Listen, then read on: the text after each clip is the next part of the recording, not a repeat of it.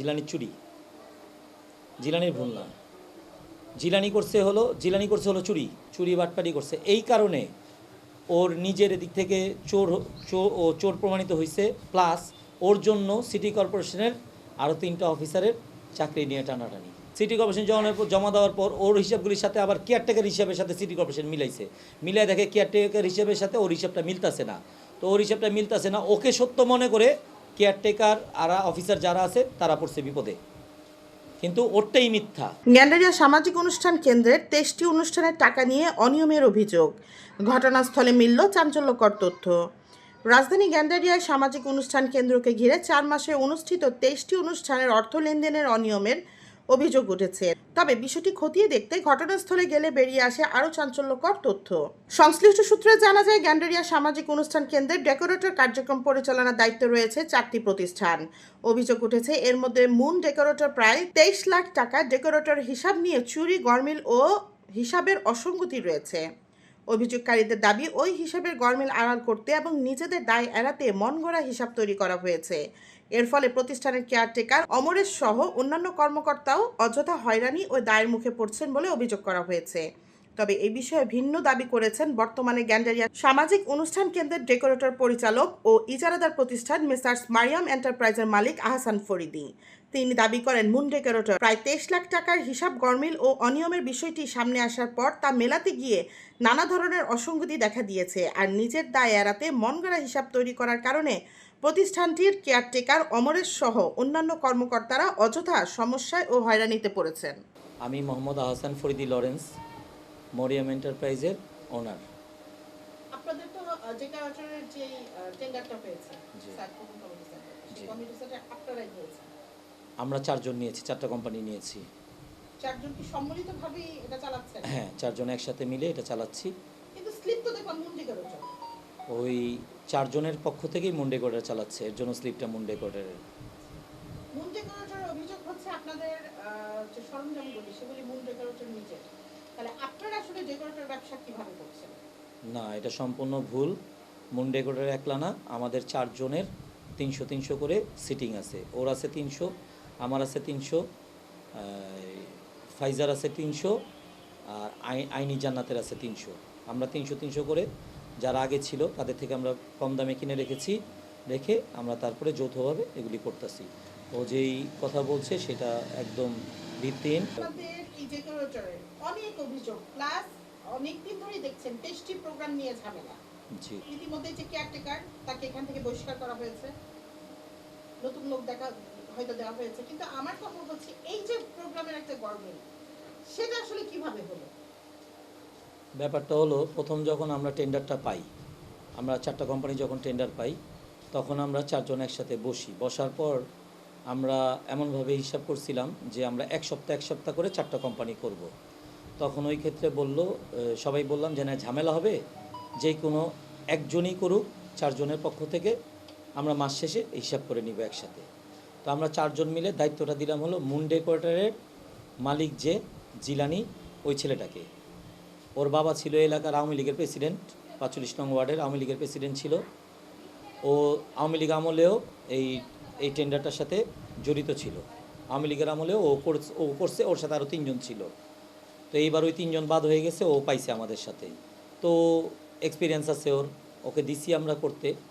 ও এখান থেকে 5 মাস একটানা ডেকোরেটর চালাইছে 5 মাস আমাদের হিসাব দিয়ে গেছে। আমরা কোনোভাবে খবর পাই যে এখান থেকে টাকা পয়সা চুরি করে, তখন আমরা ওকে ডাকার পর সব হিসাব নিকাশ নেওয়ার পর দেখি আমাদের 22,75,000 টাকা কম, আমাদের হিসাব নাই। তখনও এটা আমাদের 3 জনের কাছে স্বীকার করে আমাদের ড্যামারেজ 40,000 টাকা দিয়ে যাওয়ার সাথে এখান থেকে চলে যাওয়ার সাথে ওর যে টেন্ডারটা ও আরেকজনকে বুঝিয়ে দেয় যে আমাকে ফোন দিয়ে বলে, আমি আজকে থেকে এটা করব না, আমি অমুককে বুঝিয়ে দিলাম, আপনারা অমুকের সাথে আমার কাজটা ওকে নিয়ে করবেন বলে ও আজকে 2 মাস ধরে ও সেন্টার থেকে বের হয়ে গেছে। কিন্তু ওর ডেকোরেটর আমাদের সাথে এখনও চলতেছে। সেটা হলো ওরটাই অন্য মানুষ চালাচ্ছে, ও যাকে বুঝিয়ে দিয়ে গেছে সে চালাচ্ছে। হ্যাঁ, এটা টাকার মাধ্যমে বিক্রি হয়েছে। এইটা বলতে পারি না, কিন্তু এতে ব্যাপারটা কি হয়েছে, ও যে অনিয়মগুলি করছে 5 মাস চুরি বাটপারি করছে, এই কারণে ওর নিজের দিক থেকে ও চোর প্রমাণিত হয়েছে, প্লাস ওর জন্য সিটি কর্পোরেশনের আরও 3টা অফিসারের চাকরি নিয়ে টানাটানি। এটা ওর হিসাবের কারণে, কারণ ও চুরি করতে যে আমাদের কাছে হিসাব দিচ্ছে উল্টাপাল্টা, কোনো জায়গায় বেশি লেখছে, কোনো জায়গায় কম লেখছে, মানে ও আমাদের সাথে হিসাবটা মিলাতে যে, তো এই হিসাবগুলি যখন সিটি কর্পোরেশন আমাদের থেকে হিসাব চাইছে, তখন আমরা ওর হিসাবগুলি সিটি কর্পোরেশনে জমা দিছি। সিটি কর্পোরেশন জমা দেওয়ার পর ওর হিসাবগুলির সাথে আবার কেয়ারটেকার হিসাবের সাথে সিটি কর্পোরেশন মিলাইছে, মিলাই দেখে কেয়ারটেকার হিসাবের সাথে ওর হিসাবটা মিলতেছে না। তো ওর হিসাবটা মিলতেছে না, ওকে সত্য মনে করে কেয়ারটেকার আর অফিসার যারা আছে তারা পড়ছে বিপদে, কিন্তু ওরটাই মিথ্যা। একটা প্রশ্ন, কেয়ারটেকার এবং ডেকোরেটরের হিসাবটা কি সবসময় মিল হবে? না, সবসময় মিল হবে না। কারণ কি? কিছু প্রোগ্রাম আছে রাজনৈতিক, দেখা গেল সেন্টারে একটা আজকে প্রোগ্রাম নাই, সেন্টারে আজকে কোনো প্রোগ্রাম নাই, কিন্তু আজকে এলাকায় একটা মিটিং আছে, বৃষ্টি পড়তেছে, মিটিংটা মাঠে করার কথা ছিল, মিটিংটা সেন্টারে ঢুকাই দিল, সেন্টারটা খালি আছে সেন্টারে ঢুকাই দিল। ওই ক্ষেত্রে সেন্টার তো বুকিং হলো না, তখন কোনো এক পক্ষ সিটি কর্পোরেশনকে জানালো যে অমুক দিন এই জায়গায় মিটিং হয়েছে, বুকিংয়ের টাকা কই? সেটা তো বুকিং হয় নাই। জামায়াত ইসলাম প্রোগ্রাম করে, অন্য দলরা প্রোগ্রাম করে, এনসিবি করে, অন্য অনেক দল প্রোগ্রাম করে, অনেকে টাকা পয়সা দেয় না, আবার অনেকে দেয়, নামমাত্র দেয়, মিলবে না, এটা মেলানো সম্ভব না। সেক্ষেত্রে এই যে চারজনকে আপনার কথা থেকে আমরা বলতে চাচ্ছি যে এই জিলানির ভুল তথ্যের কারণে চারজন চাকরিচ্যুত হতো, সেক্ষেত্রে আপনি আসলে সিটি কর্পোরেশনকে কি বলতে চান?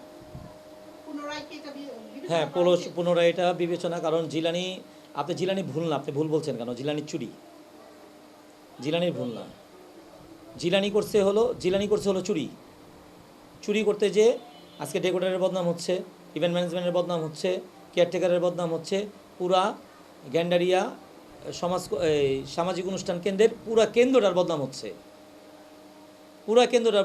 ও চুরি করতে যে প্রোগ্রামটা আমাদের খরচ আছে 70,000, ওই প্রোগ্রামটা ও চুরি করার জন্য ও দেখা গেছে নিচে 70,000 খরচ আছে, ও নিচে হলো 2 লাখ। আবার কোনো প্রোগ্রামে খরচ আছে হইলো 70,000, ও নিচে 30,000। অ্যাভারেজ মিল করতে যে চুরি করতে যে এই দুর্ঘটনাগুলিও ঘটাইছে।